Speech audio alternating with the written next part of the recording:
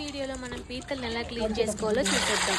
చూసారా, live and fresh crabs అండి ఇవి.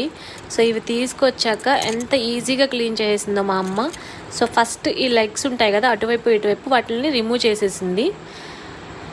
నెక్స్ట్ వచ్చేసి దానిపైన ఉన్న షెల్ని తీసేసింది. లోపల ఉన్న ఎగ్ ఉంది కదా, అది కూడా పడేయాలన్నమాట. ఆ షెల్ని రిమూవ్ చేశాక అందులో ఒక ఎగ్ వస్తుంది అనమాట, అది పడేయాలి. నెక్స్ట్ అటువైపు ఇటువైపు ఉన్న ఆ ఎగ్ పార్టికల్స్ని కూడా తీసేసి నెక్స్ట్ ఒక లాక్ లాగా ఉంటుంది, దాన్ని రిమూవ్ చేసి పడేయాలి. నెక్స్ట్ 2 to 3 times వాటర్తో వాష్ చేయాలి ఫ్రెష్గా. సో ఏ మాటికి ఆ మాట చెప్పుకోవాలి. సీ ఫుడ్ అంటే ఇష్టం లేని వాళ్ళు ఎవరు ఉంటారండి. ఫిష్, ప్రాన్, క్రాబ్ నేనైతే ఫుల్గా తింటాను. చికెన్ అండ్ మటన్ కంటే నాకు ఈ సీ ఫుడ్ అంటేనే చాలా ఇష్టం. సో నెల్లూరులో అయితే మేము ఈ పీతల్ని ఎంట్రకాయలు అని అంటాం. ఎంట్రకాయలు అనే వర్డ్ ఎంతమందికి తెలుసో కమెంట్ సెక్షన్లో కమెంట్ చేయండి.